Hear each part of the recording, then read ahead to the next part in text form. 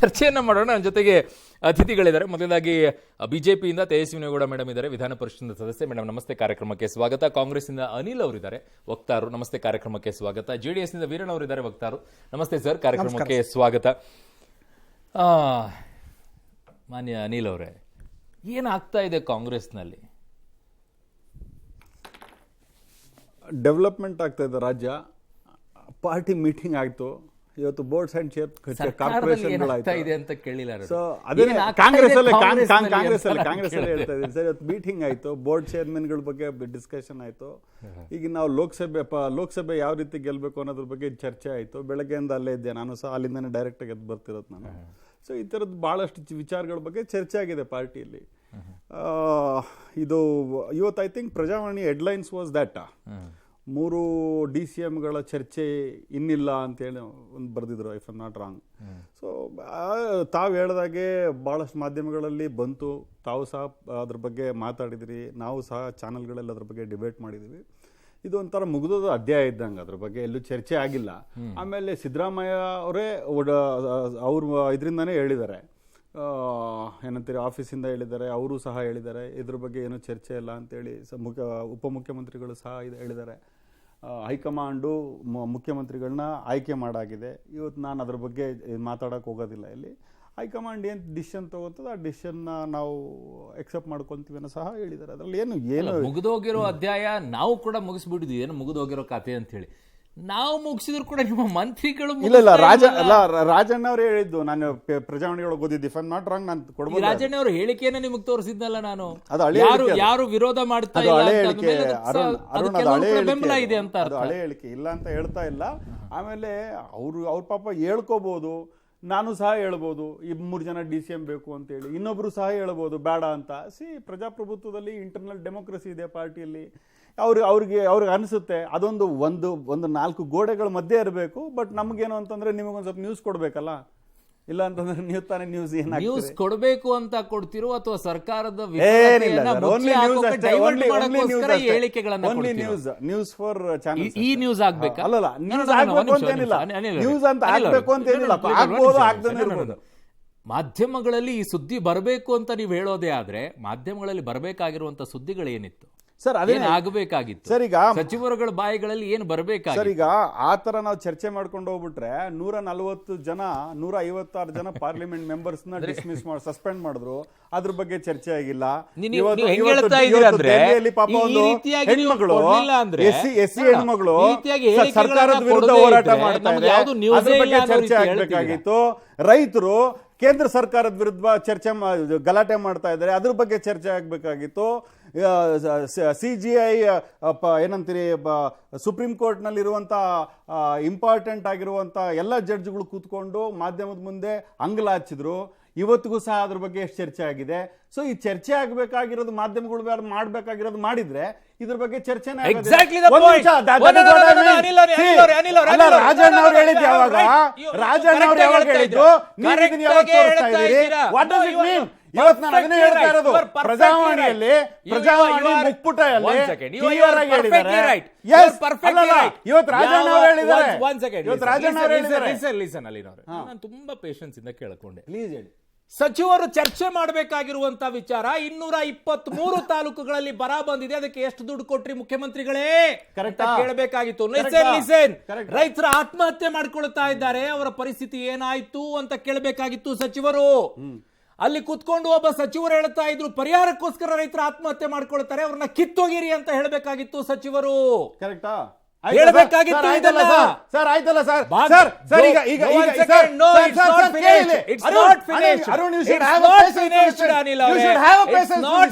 ನಾನು ಹೇಳೋದೇನ್ ಗೊತ್ತಾ, ಈಗ ನೀವೊಂದು ಕೆಲಸ ಮಾಡಿ, ಇದೇ ಚರ್ಚೆನ ತಿರುಗಿಸ್ಬಿಡಿ. ಈ DCM ತೆಗೀರಿ. ಇವತ್ತು ಬರೀ DCM ವಿಚಾರದಲ್ಲಿ ಉತ್ತರ ಕೊಡೋಕೆ ಕಷ್ಟ ಆಗುತ್ತೆ. ಫಸಲ್ ಬಿಮಾ ಯೋಜನೆ ಬಗ್ಗೆ ವಿಚಾರದಲ್ಲಿ ಉತ್ತರ ಕೊಡೋಕೆ ಕಷ್ಟ ಆಗುತ್ತೆ. 223 ಜನ ಘಾಟ್ ಬಗ್ಗೆ ಆಲೋಚನೆ ಮಾಡೋಣ, ಅದ್ರ ಬಗ್ಗೆ ಚರ್ಚೆ ಮಾಡೋಣ. 25 ಜನ ಪಾರ್ಲಿಮೆಂಟ್ ಮೆಂಬರ್ಸ್ಗಳು ನಾಳೆ ನಮ್ಮ ಜೊತೆಗೆ ಡೆಲ್ಲಿ ಬರೋಕೆ ರೆಡಿ ಇದಾರ. ಇವತ್ತು ಅವ್ರು ನಮ್ಗೆ ಏನ್ ಕೊಡ್ಬೇಕಾಗಿರುವಂತ ಮಾಧ್ಯಮದವರು ಅದ್ರ ಬಗ್ಗೆ ಚರ್ಚೆ ಮಾಧ್ಯಮದವರು ತೆಗೀರಿ. ಯಾವುದನ್ನ ತೆಗೀರಿ, ಚರ್ಚೆ ಚರ್ಚೆ ಮಾಡಬೇಕು ಮಾಡೋಣ ಅಂತ ಸರ್. ಹೇಳಿ ನಾನು ಚರ್ಚೆ ಮಾಡೋಣ. ಕಾಂಗ್ರೆಸ್ ವಕ್ತಾರರಿಂದ ಸರ್, ಕೇಳಿ ನಾನು ಮಾಡಬೇಕಾಗಿಲ್ಲ. ಸರ್, ನಾನು ನನಗೆ ಸಚಿವರು ಏನು ಮಾತನಾಡಿದ್ದಾರೆ ನಾನು ಅನ್ನುವಂಥದ್ದು ಹೇಳ್ತಾ ಇರೋದು. ಬೇಕಾಗಿತ್ತು. ಸರ್, ಸಚಿವರು ಯಾವ ವಿಚಾರಗಳನ್ನ ಸರ್, ಮಾತನಾಡಿಲ್ಲ, ನಾವು ಒಬ್ಬ ಸಹ- ಜವಾಬ್ದಾರಿಯುತ ನಾವು ಸಹ ಸ್ಥಾನದಲ್ಲಿರುವಂತಹ ಒಬ್ಬ- ಸಚಿವರು ಸರ್, ಅನ್ನುವಂಥದ್ದು ಬೇಸರ ನನ್ನನ್ನು ಹುಡುಕ್ತಾ ಇದೆ. ಸರ್, ನಾನು ಸಹ ಒಬ್ಬ ಪಾಲಿಟಿಕಲ್ Yes, ಪಾರ್ಟಿಯವನಾಗಿ yes, ನಿಮ್ಗೆ ತೇಜಸ್ವಿನಿ ಸಜೆಷನ್ ಕೊಡೋದಕ್ಕೆ ಮೇಡಮ್. ಇಷ್ಟಪಡೋದಿಲ್ಲ. ತೇಜಸ್ವಿನಿ ಮೇಡಮ್. ನೀವಾಗೆ ಆತರ ಜವಾಬ್ದಾರಿ ಸ್ಥಾನದಲ್ಲಿ ಇದ್ದೀರಿ, ಅಂತ ಜವಾಬ್ದಾರಿ ಟಾಪಿಕ್ ಗಳನ್ನ ಎತ್ಕೊಳ್ಳಿ, ನಮಗೆ ಅದ್ರ ಬಗ್ಗೆ ಕ್ವಶನ್ಸ್ ಕೇಳಿ, ಅದ್ರ ಬಗ್ಗೆ ಉತ್ತರ ಕೊಡೋದಕ್ಕೆ ನಾನು ರೆಡಿ ಇದ್ದೀನಿ. ಸಚಿವರು ಅದನ್ನ ಮಾತಾಡಿದ್ರೆ ನ್ಯೂಸ್ ಆಗ್ತಾ ಇತ್ತು. ನಾವು ಅದನ್ನ ತಗೊಳ್ತಾ ಇದ್ವಿ. ಒಂದು ಮಾಧ್ಯಮದಲ್ಲಿ ನಾವು ಕಿರ್ಚಾಡೋದಕ್ಕಿಂತ ಇದೊಂದು ಅವಕಾಶ ಕೂಡ. ಅವ್ರು ಕೇಳಿ, ಅವ್ರು ಎಷ್ಟೇ ಪ್ರಖರವಾಗಿ ಕೇಳಿ. ನಾವು ಅಂತ ಸನ್ನಿವೇಶಗಳನ್ನ ಎದುರಿಸಿದೀವಿ, ತಾವು ಎದುರಿಸ್ತಾ ಇದ್ದೀರಾ. ನಮ್ಮೆಲ್ಲರ ಉದ್ದೇಶ ಚೆನ್ನಾಗಿ ಒಂದು ರಾಜ್ಯ ಚೆನ್ನಾಗಿರ್ಬೇಕು ಅನ್ನೋದಷ್ಟೇ, ಇದ್ರಲ್ಲೇನಿಲ್ಲ. ಅರುಣ್ ಅವರು ಕೇಳಿದ ಒಂದು ವಿಚಾರದಲ್ಲಿ ಸಮಸ್ಯೆ ಇಲ್ಲ ಅಂತಿದ್ದೀರಾ, ಇದೆ ಅನ್ನೋದಕ್ಕೆ ನಿಮ್ಮದೇ ಬೈಟು, ನಿಮ್ಮದೇ ಹಿರಿಯರ ಪ್ರತಿಕ್ರಿಯೆಗಳು, ಎಚ್ ಕೆ ಪಾಟೀಲ್ ಜಿ ಪ್ರತಿಕ್ರಿಯೆ, ಖರ್ಗೆ ಜಿ ಪ್ರತಿಕ್ರಿಯೆ, ಮತ್ತೆ ಇವರು ಯಾರು ಮುಖ್ಯಮಂತ್ರಿಗಳು ಪ್ರತಿಯೊಬ್ಬರದ್ದು ಪ್ರತಿಕ್ರಿಯೆ ಹಾಕ್ಬಿಟ್ಟಿದ್ದಾರೆ. ಮತ್ತೆ ವಿಜುವಲ್ ಮೀಡಿಯಾದಲ್ಲಿ ಏನು ಸುಳ್ಳು ಹೇಳ್ಬೇಕಾದ ದೇಹ ಭಾಷೆ, ಮನಸ್ಸಿನ ಭಾಷೆ, ಹೃದಯದ ಭಾಷೆ, ಎಲ್ಲ ಭಾಷೆಗಳು ಅಲ್ಲಿ ತೆರೆದಿಟ್ಕೊಳ್ಳುತ್ತೆ. ನಾವು ನಿತ್ಯ ಅದು ನಾವಿಬ್ರು ಹಿರಿಯರು ಕೈ ಬಿಡಬೇಕು ಇದನ್ನ. ಒಂದ್ ನಿಮಿಷ ನಿಮ್ ಕಾಂಟ್ರಾಡಿಕ್ಷನ್ಸ್ ಎಲ್ಲಿದೆ ಅಂದ್ರೆ, ಈಗ ಮೊದಲು ಸಿದ್ದರಾಮಯ್ಯ ಮುಖ್ಯಮಂತ್ರಿಗಳಾಗಕ್ಕಿಂತ ಮುಂಚೆ ಸಿದ್ದರಾಮಯ್ಯನವರಾಗ್ಬೇಕಂತ ಜಮೀರ್ ಅವ್ರು ಹೇಳಿದ್ದು ಸುಳ್ಳ? ಜಮೀರ್ ಅವ್ರಿಗೆ ನೋಟಿಸ್ಗಳು ಕೊಟ್ಟಿದ್ದು ಸುಳ್ಳ? ಜಮೀರ್ ಅವ್ರಿಗೆ ವಾರ್ನಿಂಗ್ ಕೊಟ್ಟಿದ್ದ ಕೆಪಿಸಿಸಿ ಅಧ್ಯಕ್ಷರಾದ ಡಿ ಕೆ ಅವರು ಸುಳ್ಳ? ಇಲ್ಲ. ತದನಂತರ ಏನಾಯ್ತು? ಚರಿತ್ರೆ ಇವತ್ತು, ಅದು ಬಿಡಿ. ಪಾಯಿಂಟ್ ನಂಬರ್ 2, ಇವತ್ತು ಬೇರೆ ರಾಜ್ಯಗಳಲ್ಲಿ ತಾವು ಮಾಡಿದ್ದೀರಾ ಇಲ್ವಾ DCMಗಳನ್ನ? ನಿಮ್ದೇ ಮಾಡೆಲ್ ನಾನು ಹೇಳ್ತಾ ಇದ್ದೀನಿ. ತೆಲಂಗಾಣದಲ್ಲಿ ಮಾಡಿದ್ದೀರಾ ಇಲ್ವಾ? ಸಹಜವಾಗಿ ನೀವು ಒಂದು ಕಡೆ ಒಂದು ಮಾಡೆಲ್, ಒಂದು ರಾಷ್ಟ್ರೀಯ ಪಕ್ಷ ಒಂದು ರಾಜ್ಯಕ್ಕೆ ಒಂದು ಮಾಡೆಲ್ ಕೊಟ್ಟಾಗ ಸಹಜವಾಗಿ ಇಲ್ಲೂ ಕೂಡ ಕೇಳ್ತಾ ಇದ್ದಾರೆ. ಕೇಳಬೇಕು ಕೇಳಬಾರ್ದು, ಅದು ನಿಮ್ಮ ಪಾರ್ಟಿ ಇಂಟರ್ನಲ್ ಮ್ಯಾಟರ್. ನಾನು ಹೇಳೋದು, ಜವಾಬ್ದಾರಿಯುತ ಸಚಿವರಾಗಿರ್ತಕ್ಕಂಥವ್ರು ಸಮಸ್ಯೆ ಹುಟ್ಟಾಕ್ತಾರೆ, ಹಿರಿಯರು ಅದಕ್ಕೊಂದು ಬೇರೆದು ಹೇಳ್ತಾರೆ. DK ಅವರು DCM, ಏಕೈಕ DCM ಆದಂಥ DK ಅವರು ಸ್ವತಃ KPCC ಅಧ್ಯಕ್ಷರು ಅಸಹಾಯಕತೆ ವ್ಯಕ್ತಪಡಿಸ್ತಾರೆ, ಸುರ್ಜೇವಾಲಾಗ್ ದೂರ ಹೇಳ್ತಾರೆ, ಅವರು ರಾಹುಲ್ ಜಿ ಹತ್ರ ಮಾತಾಡ್ತೀನಿ ಅಂತ ಹೇಳ್ತಾರೆ. ನಾನು ಕೇಳ್ತಕ್ಕಂಥದ್ದು, ರಾಜ್ಯದ ಬಗ್ಗೆ ನೀವು ಅಧಿಕಾರ ಮಾಡೋದಕ್ಕೆ ಕೂತಿದ್ದೀರಾ ಈಗಾಗಲೇ. 236 ತಾಲೂಕುಗಳಲ್ಲಿ 223 ತಾಲೂಕುಗಳಲ್ಲಿ ಬರ ಇದೆ ಅಂತ ಘೋಷಣೆ ಮಾಡಿದ್ದೀರಾ. ಅದರಲ್ಲಿ 46 ತಾಲೂಕಲ್ಲಿ ಸ್ವಲ್ಪ ಭಾಗಶಃ 49, ಮಿಕ್ಕ 196ರಲ್ಲಿ ತುಂಬಾ ತೀವ್ರತರವಾದ ಇದು. ನಾವು ಅದನ್ನ ಅಡ್ರೆಸ್ ಮಾಡ್ಬೇಕಾ? ಆಡಳಿತ ಯಂತ್ರ ಯಾವ ರೀತಿ, ಮಂತ್ರಿಗಳಾದವರು ಅಧಿಕಾರ ಕೊಟ್ಟಿದ್ದೀರಾ ನೀವು ಅಂದ್ರೆ ನಿಮಗೆ ಪಕ್ಷದಲ್ಲೂ ಕಂಟ್ರೋಲ್ ಇಲ್ಲ, ಸರ್ಕಾರದಲ್ಲೂ ಕಂಟ್ರೋಲ್ ಇಲ್ಲ, ಮತ್ತೆ ಆಡಳಿತ ಮಾಡಬೇಕು ಅನ್ನುವ ಒಂದು ಜವಾಬ್ದಾರಿ ಇಲ್ಲ ಅಂತ ಹೇಳಿದ್ರೆ ನಾವಿಲ್ಲಿ ಬಂದು ಬರೀ ಅಂದ್ರೆ ನೀವು ಮಾಡೋದನ್ನೆಲ್ಲ ಸರ್ಕಸ್ ಅನ್ನು ನೋಡ್ಕೊಂಡು ಕೂತ್ಕೊಳ್ಳೋಕ್ಕಾಗತ್ತಾ? ಇಲ್ಲ. ನೀವು ಪರಿಹಾರ ಕಂಡುಕೊಳ್ಬೇಕು. ನಿಮ್ಮ ಪಾರ್ಟಿಯ ಇಂಟರ್ನಲ್ ಮ್ಯಾಟರ್ ರಾಜ್ಯದ ಸಮಸ್ಯೆ ಆಗಬಾರ್ದು. ಅದು ನಮ್ಮ ಕನ್ಸರ್ನ್ ಅಷ್ಟೇ, ಮತ್ತೇನಿಲ್ಲ. ಎಸ್ ನಮ್ಮ ಕನ್ಸರ್ನ್ ಇರುವಂಥದ್ದು ರಾಜ್ಯದ ಹಿತದ ವಿಚಾರದಲ್ಲಿ, ರಾಜ್ಯದ ಅಭಿವೃದ್ಧಿಯ ವಿಚಾರದಲ್ಲಿ. ಮಂತ್ರಿಗಳು ಈ ರೀತಿಯಾಗಿ ಏನೇನೋ ಹೇಳ್ಕೊಂಡು ಹೋಗ್ತಾ ಇದ್ರೆ ಸಬ್ಜೆಕ್ಟ್ ಕಾಣಿಸ್ಕೊಳ್ಳೋದು ಅದೇ. ಸಚಿವರುಗಳು ಈ ವಿಚಾರಗಳನ್ನು ಮಾತನಾಡಕ್ಕೆ ಶುರು ಮಾಡಿದ್ರೆ ರಾಜ್ಯದ ಉಳಿದಂಥವರು ಕೂಡ ಆ ಬಗ್ಗೆನೇ ಮಾತನಾಡ್ತಾರೆ. ಎಸ್ ವೀರಣ್ಣ ಅವರೇ. ಸರ್, ಇದು ಕಳೆದ 5ನೇ ತಾರೀಕು ಒಬ್ಬ ಸಚಿವರು ಸತೀಶ್ ಜಾರಕಿಹೊಳಿ ಸಚಿವರ ಮನೆಯಲ್ಲಿ ಒಂದು ಡಿನ್ನರ್ ಆಯಿತು. ಆ ಟೈಮಲ್ಲಿ 6 ಜನ ಸಚಿವರು ಸೇರಿದ್ರು. ಆಗ ಕೂಡ 3 DCMದು ಮುನ್ನೆಲೆಗೆ ಬಂದಿತ್ತು. ಇದು ಇವತ್ತು ನೆನ್ನೆಯ ಮಾತಲ್ಲ, 3-4 ತಿಂಗಳಿಂದನೂ ಬರ್ತಾ ಇದೆ. ಇವತ್ತು ಕೂಡ ಕೆ ರಾಜಣ್ಣವರು ಇದು ನಿರಂತರ ಅಂತಲೂ ಹೇಳಿದ್ದಾರೆ. ಯಾವಾಗ ಕಾಂಗ್ರೆಸ್ ಅಧ್ಯಕ್ಷರು AICC ಅಧ್ಯಕ್ಷರಾದ ಮಲ್ಲಿಕಾರ್ಜುನ ಖರ್ಗೆಯವರು ಅಲ್ಲಗೆಳೆದಿದ್ದಾರೆ ಇದನ್ನ, ಅದು ಅಲ್ಲಗೆಳೆದು ಕೂಡ ಉತ್ತಮ ಆಡಳಿತ ಕೊಡಿ ಅಂತ ಕೂಡ ಚಾಟಿ ಬೀಸಿದ್ದಾರೆ. ಅದ್ರ ಜೊತೆ ಅದೆಲ್ಲ ಹೇಳಿದ್ದಾದ್ಮೇಲೂ ಕೂಡ ಕೆ ರಾಜಣ್ಣವರು ಇದು ನಿರಂತರ 3 DCM ಅಂತ ಕೂಡ ಹೇಳಿದ್ದಾರೆ. ಅಂದರೆ ಇವರು ಏನು ಸಮುದಾಯದ ಓಲೈಕೆಗೋಸ್ಕರ, ಸಮುದಾಯದ ಓಟು ನಮಗೆ ಈ ಲೋಕಸಭಾ ಚುನಾವಣೆಯಲ್ಲಿ ಬೇಕು ಅನ್ನೋದಕ್ಕೋಸ್ಕರ ಎಲ್ಲೋ ಒಂದು ಕಡೆ ಈ ರೀತಿ ಡಿಮ್ಯಾಂಡ್ ಹಿರಿಯ ಸಚಿವರುಗಳು ಈ ರೀತಿ ಮಾಡ್ತಾ ಇದ್ದಾರೆ. ಡಿಮ್ಯಾಂಡ್ ಇಟ್ಬಿಟ್ರೆ ಸಮುದಾಯದ ಓಟ್ ಹಾಕ್ಬಿಡ್ತಾರ? ಅದು ಮತದಾರರು ಸಮುದಾಯಗಳು ತೀರ್ಮಾನ ಮಾಡಬೇಕಾಗುತ್ತೆ ಖಂಡಿತವಾಗ್ಲೂ. ಎಲ್ಲೋ ಒಂದ್ ಕಡೆ ಈಗ ನೋಡಿ, ಹಾಗಾಗೋದಾಗಿದ್ದಿದ್ರೆ ಈಗ ಕಾಂಗ್ರೆಸ್ನಲ್ಲಿ ವೀರಣ್ಣ ಅವ್ರೆ, ಹಾಗಾಗೋದಾಗಿದ್ದಿದ್ರೆ ಬೊಮ್ಮಾಯಿ ಅವ್ರನ್ನ ಮುಖ್ಯಮಂತ್ರಿಯಾಗಿ ಮಾಡಿದ ನಂತರ ಯಡಿಯೂರಪ್ಪನವ್ರನ್ನ ತೆಗೆದ್ಮೇಲೆ ಲಿಂಗಾಯತರು ಬಿಜೆಪಿಗೆ ಫುಲ್ ಟರ್ಮ್ ಅಲ್ಲಿ ಕೊಡ್ಬೇಕಾಗಿತ್ತು. ಯಾಕೆ ಕೊಡ್ಲಿಲ್ಲ? ಕುಮಾರಸ್ವಾಮಿ ಅವ್ರಿಗೆ ಒಕ್ಕಲಿಗರು ಕೊಡ್ಬೇಕು ಅನ್ನೋದಾಗಿದ್ದಿದ್ರೆ ಒಕ್ಕಲಿಗ ಲೀಡರ್ ಆಗಿರೋ ಕುಮಾರಸ್ವಾಮಿ ಅವ್ರಿಗೆ ಕೊಡ್ಬೇಕಾಗಿತ್ತು. ಅದು ಮತದಾರರು ತೀರ್ಮಾನ ಮಾಡ್ತಾರೆ. ಈಗ ಏನಾಗಿದೆ ಕಾಂಗ್ರೆಸ್ ಅಂದ್ರೆ, ಅವರಲ್ಲಿ ಕ್ಯಾಂಡಿಡೇಟ್ ಆಗೋರೆ ಸಚಿವರುಗಳೇ ಹಿಂದೇಟ್ ಆಗ್ತಾ ಇದ್ದಾರೆ. ಈಗ 28 ಜನ ಸಚಿವರುಗಳನ್ನೇ ಉಸ್ತುವಾರಿ ಮಾಡಿದ್ದಾರೆ 28 ಲೋಕಸಭಾ ಕ್ಷೇತ್ರಕ್ಕೆ. ನಾಳೆ ಕೂಡ ಡೆಲ್ಲಿ ಕೂಡ ಹೋಗ್ತಾ ಇದ್ದಾರೆ ಆ ಸಭೆಗೋಸ್ಕರ, ಹೈಕಮಾಂಡ್ ಸಭೆಗೋಸ್ಕರ. ಖಂಡಿತ ಇದೆಲ್ಲ ನೋಡ್ತಾ ಇದ್ರೆ ಸಚಿವರೇ ಹಿಂದೇಟ್ ಹಾಕೋದು ನೋಡ್ತಾ ಇದ್ರೆ ಎಲ್ಲೋ ಒಂದು ಕಡೆ 10 ಹೆಜ್ಜೆ ಕಾಂಗ್ರೆಸ್ಸು ಈ ಲೋಕಸಭಾ ಚುನಾವಣೆಯಿಂದ ಹಿಂದೆ ಇಟ್ಟಿರೋದು ಈಗಾಗಲೇ ಜನತೆ ಕೂಡ ಗೊತ್ತಾಗಿದೆ. ನಮ್ಮ ರಾಜ್ಯದಲ್ಲಿ ಆ ಪರಿಸ್ಥಿತಿಯಲ್ಲಿ ಕಾಂಗ್ರೆಸ್ ಇದೆ. ಅಂದರೆ ಇವರು ಬರ ಯಾವ ರೀತಿ ನಿರ್ವಹಣೆ ಮಾಡಿದ್ರು ಅದು ಕೂಡ ರೈತರು ಬಹಳಷ್ಟು ಕಂಗಾಲಾಗಿದ್ದಾರೆ. 4 ತಿಂಗಳಾಯ್ತು ಬರ ಘೋಷಣೆ ಮಾಡಿ 223 ತಾಲೂಕುಗಳಲ್ಲಿ ಕೇವಲ 105 ಕೋಟಿ. ನಾವು ಮಾಧ್ಯಮದಲ್ಲಿ ಕೂತ್ಕೊಂಡು ಹೇಳ್ಬೇಕಷ್ಟೇ, ರೈತರಿಗೆ ಸಮಸ್ಯೆ ಆಗ್ತಾ ಇದೆ, ರೈತರಿಗೆ ಪರಿಹಾರ ಸಿಗ್ತಾ ಇಲ್ಲ ಅಂತ ಹೇಳಿ. ಆಯ್ತು, ಕಮಾನ್ ವೀರಣ್ಣ ಅವರೇ, ರೈತರ ಬಗ್ಗೆ ಇಷ್ಟೆಲ್ಲ ನಾವು ಮಾತನಾಡ್ತಾ ಇದೀವಿ. ಯಾವ ರೈತ ಸಂಘಟನೆಗಳು ಬಂದು ಬೀದಿಗಿಳಿದಿವೆ? ಯಾವ ರೈತ ಸಂಘಟನೆಗಳು ರೈತರಿಗೆ ಸಮಸ್ಯೆ ಆಗ್ತಾ ಇದೆ, ಸರ್ಕಾರ ತಲೆ ಕೆಡಿಸ್ಕೊಳ್ತಾ ಇಲ್ಲ ಅಂತ ಯಾವ ಸಂಘಟನೆಗಳಿವೆ? ಯಾವ ರೀತಿ ಯಾವ ಸಂಘಟನೆಗಳಿವೆ? ಎಲ್ಲಾ ರೈತ ಸಂಘಟನೆಗಳು ಒಂದೊಂದು ಪಕ್ಷಗಳಲ್ಲಿ ಗುರುತಿಸಿಕೊಂಡಿರುವಂತ ರೈತ ಸಂಘಟನೆಗಳಾಗಿದೆ. ಅವ್ರಿಗೆ ಖಾರ ಅನಿಸಬಹುದು, ಮಾಡ್ಕೊಳ್ಬಹುದು, ಮಾಡ್ಕೊಳ್ಳಿ. ನೋಡಿ, ಎಲ್ಲಾ ರೈತರು ಏನು ನಮ್ಮಲ್ಲಿ ಸುಮಾರು 30 ಲಕ್ಷಕ್ಕೂ ಮೀರಿ ಕುಟುಂಬಗಳು, ರೈತ ಕುಟುಂಬಗಳು ಇದಾವೆ. ಖಂಡಿತ ಎಲ್ಲರೂ ಕೂಡ ಸಂಘಟನೆಗಳಲ್ಲಿ ಇರಲ್ಲ, ಎಲ್ಲರಿಗೂ ಧ್ವನಿ ಇರೋದಿಲ್ಲ. ಇವತ್ತು ಬಹಳಷ್ಟು ಸಂಕಷ್ಟದಲ್ಲಿದ್ದಾರೆ. ತೀರಾ ಸರ್ಕಾರನು ಕೂಡ ಏನು ಈಗ 2,000 ರೂಪಾಯಿ ಅಂತ ರೈತರಿಗೆ ಹೇಳಿದ್ದಾರೆ ಪರಿಹಾರ. ಹೇಳಿದಾರ? ರೈತರೆಲ್ಲೂ ಹೇಳಿಲ್ಲ. ನಾವೇ ಸುಮ್ಮನೆ ಹೇಳ್ಕೋಬೇಕು ರೈತರಿಗೆ ಸಮಸ್ಯೆ ಇಲ್ಲ. ನಾನು ಸಮಸ್ಯೆ ಆಗಿರೋದು ಅವರಿಗೆ. ಸಂಚಾರ ಮಾಡ್ತಾ ಇದ್ದೀನಿ, ಅಲ್ಲಿ ಸಂಚಾರ ಮಾಡ್ಬೇಕಾದ್ರೆ ಗೊತ್ತಾಗುತ್ತೆ ರೈತರ ಪರಿಸ್ಥಿತಿ ಇವತ್ತು ಯಾವ ರೀತಿ ಇದೆ ಅಂತ ಹೇಳಿ. ಅವ್ರು ಆರಾಮಾಗಿದ್ದಾರೆ ಸರ್. 5 ಗ್ಯಾರಂಟಿಗಳು ಸಿಕ್ಕಿಲ್ಲ. ಸುಮಾರು 50% ಫಸಲು ಇಲ್ಲ ಸರ್, ಆ ರೀತಿ ಆಗಿದೆ. 5 ಗ್ಯಾರಂಟಿ ಕೊಟ್ಟಿಲ್ವಾ?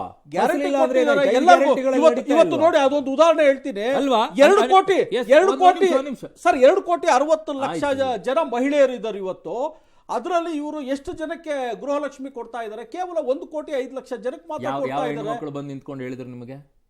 ಅಲ್ಲ, ಇರೋದು ನಮ್ಮ 2,000 ರೂಪಾಯಿ ನಮಗೆ ಬರ್ತಾ ಇಲ್ಲ. ಹೌದು, ಎಲ್ಲಿ ಹೇಳ್ತಾ ಇದ್ದಾರೆ? ಸುಮಾರು ಜನ ಆರಾಮಾಗಿ ಓಡಾಡ್ತಾ ಇದ್ರಲ್ವ? 40% ಮಾತ್ರ ಜನಕ್ಕೆ ಗೃಹಲಕ್ಷ್ಮಿ ಸಿಗ್ತಾ ಇದೆ.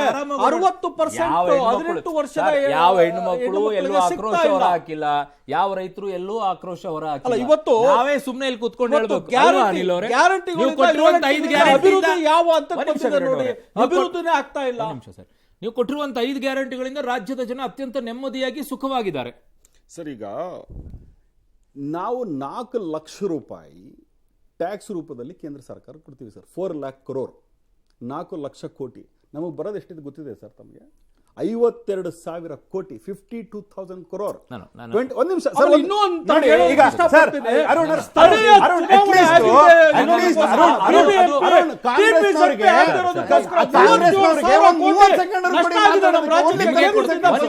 ಸುಮ್ಮನೆ ಸೆಂಟ್ರಲ್ ಮಾತಾಡ್ತಾ ಹೋದ್ರೆ ನಾನು ಏನಾದ್ರು ಒಂದು ವರ್ಡ್ ಮಾತಾಡಿದ್ದೀನಿ. 4 ಲಕ್ಷ ಕೋಟಿ ನಾವು ಕೊಟ್ರೆ ನಮಗ್ ಸಿಗೋದು ಎಷ್ಟು ಗೊತ್ತಾ? Only 52,000 crore. ಒಂದು SDRF NDRF ಫಂಡು ನಮಗೆ ಬರಬೇಕಾಗಿದ್ದು ಇವತ್ತಿನವರೆಗೂ ಬಂದಿಲ್ಲ. ಮುಖ್ಯಮಂತ್ರಿಗಳು ಬಾರಿ ನಾವು ಲೆಟರ್ಗಳು ಬರೆದ್ರು ಪ್ರಧಾನಮಂತ್ರಿಗೆ. ದೆಹಲಿಗೆ ಪರ್ಸನಲ್ ಆಗಿ ಹೋಗಿ ಮೀಟ್ ಮಾಡಿ ಬಂದ್ರು. 25 ಜನ ರೆಪ್ರೆಸೆಂಟೇಟಿವ್ಗಳು ಭಾರತೀಯ ಜನತಾ ಪಾರ್ಟಿಯಿಂದ ಒಬ್ರು ಸಹ ನಮ್ಮ ಜೊತೆ ಕೈ ಜೋಡಿಸಲಿಲ್ಲ. ಈ ರಾಜ್ಯದಿಂದ ಆಯ್ಕೆ ಆಗಿರುವಂತ ರಾಜ್ಯಸಭೆ ಮೆಂಬರ್ ಆದಂತ ಫೈನಾನ್ಸ್ ಮಿನಿಸ್ಟರ್ ನಿರ್ಮಲಾ ಸೀತಾರಾಮನ್ ಅವರು ನಮ್ಮ ಜೊತೆಗೆ ಟೈಮು ಸಹ ಕೊಡ್ಲಿಲ್ಲ. ಇಂಥ ಒಂದು ಪರಿಸ್ಥಿತಿಯಲ್ಲಿ ಭಾರತೀಯ ಜನತಾ ಪಾರ್ಟಿ ಯಾವುದೇ ನೈತಿಕತೆ ಇಲ್ಲ. ಬಡವರ ಬಗ್ಗೆ ಆಗಲಿ ರೈತರ ಬಗ್ಗೆ ಆಗಲಿ ಮಾತನಾಡಲಿಕ್ಕೆ. Point number 1. ಪಾಯಿಂಟ್ ನಂಬರ್ 2, ತಾವು ಅವಾಗೇ ಹೇಳ್ತಾ ಇದ್ರಿ ಇವತ್ತೇನು ರೈತರು ಆತ್ಮಹತ್ಯೆ ಮಾಡ್ಕೊಳ್ತಿದ್ದಾರೆ. Let us take out the data, sit across. Bharatiya Janata party ನಮ್ಮ ಟೆನ್ಯೂರ್ ಅಲ್ಲಿ, ಯಾರ ಪರ್ಟಿಕ್ಯುಲರ್ ಟೆನ್ಯೂರ್ ಅಲ್ಲಿ ಎಷ್ಟು ಜನ ರೈತರು ಆತ್ಮಹತ್ಯೆ ಒಂದು ಆಗಬಾರ್ದು. ನಾನು ಖಂಡಿಸ್ತೀನಿ ಅದನ್ನ. ಬಟ್ ಅದ್ರ ಬಗ್ಗೆ ಮಾತಾಡಕ್ಕಂತ ಭಾರತೀಯ ಜನತಾ ಪಾರ್ಟಿಯ ಬಗ್ಗೆ ಒಂದ್ ಸ್ವಲ್ಪ ನೈತಿಕತೆ ಇರಬೇಕು. ಇವತ್ತು ತೇಜಸ್ವಿನಿ ಮೇಡಮ್ ಅವ್ರ ಮೇಲೆ ನನಗೆ ಹೈಯೆಸ್ಟ್ ರೆಸ್ಪೆಕ್ಟ್ ಇದೆ, ಡ್ಯೂ ರೆಸ್ಪೆಕ್ಟ್ ಅವರ್ ಪರ್ಸನಲಿ. ಬಟ್ ವೆನ್ ನಾವು ಅವರು ಭಾರತೀಯ ಜನತಾ ಪಾರ್ಟಿ ವಕ್ತಾರರಾಗಿ ಬರ್ತಾರೆ, ಅವಾಗ ನಾನು ಕಾಂಗ್ರೆಸ್ ಪಾರ್ಟಿ ವಕ್ತಾರನಾಗಿ ಬರ್ತೀನೋ, we should sit on facts and talk. ಇವತ್ತು ಮೇಡಮ್ ಅವರು ಮಾತಿನ ಬರದಲ್ಲಿ ಹೇಳ್ತಾ ಇದ್ರು ಕಾಂಗ್ರೆಸ್ ಪಾರ್ಟಿಯ ಒಂದು ಇಶ್ಯೂಸ್ಗಳು ರಾಜ್ಯದ ಇಶ್ಯೂಸ್ಗಳು ಆಗಬಾರ್ದು ಅಂತೇಳಿ ಒಪ್ಕೊಳ್ತೀನಿ ಅದನ್ನ. ಅದೇ ತರ ಇವತ್ತು ಒಬ್ಬ ಭಾರತೀಯ Janata party national state president ಮಾಡೋದಕ್ಕೆ ಎಷ್ಟು ದಿವಸ ತಗೊಂಡ್ರು? ಇವತ್ತು so called constitutional post opposition leader ಮಾಡೋದಕ್ಕೆ ಎಷ್ಟು ದಿವಸ ಟೈಮ್ ತಗೊಂಡ್ರು? ಅವ್ರಿಗೆ ಏನಾದ್ರು ಜವಾಬ್ದಾರಿ ಇದೆಯಾ? ಒಬ್ಬ ಅಪೋಸಿಷನ್ ಪಾರ್ಟಿ ಎಷ್ಟು ದಿವಸದಲ್ಲಿ ಇರಬೇಕು? ಒಂದು. ಆಮೇಲೆ ಇವತ್ತು ಯತ್ನಾಳ್ ಅವರು, ಸೋಮಣ್ಣ ಅವರು, ಇನ್ನೂ ಬೇಕಾದ ಜನ ಲೀಡರ್ ಬಾಯಿ ಬಂದಂಗೆಲ್ಲ ಮಾತಾಡ್ತಾರೆ. ಅರವಿಂದ್ ಲಿಂಬಾವಳಿ ಅವರು, ಅದ್ರ ಬಗ್ಗೆ ಅವ್ರಿಗೆ ನೋಟಿಸ್ ಕೊಡೋದೇನೋ ಅವಶ್ಯಕತೆ ಇಲ್ವಾ? ಮಾರಲ್ಸ್ ಹೆಂಗಿರ್ಬೇಕು ಅಂತಂದ್ರೆ, ನಾನು ಕರೆಕ್ಟ್ ಆಗಿದ್ದಾಗ ಮಾರಲ್ಸ್ ಪ್ರಿನ್ಸಿಪಲ್ಸ್ ಅಡಾಪ್ಟ್ ಮಾಡ್ಕೊಳ್ಳೋದಕ್ಕೆ ಇರ್ತೀನಿ.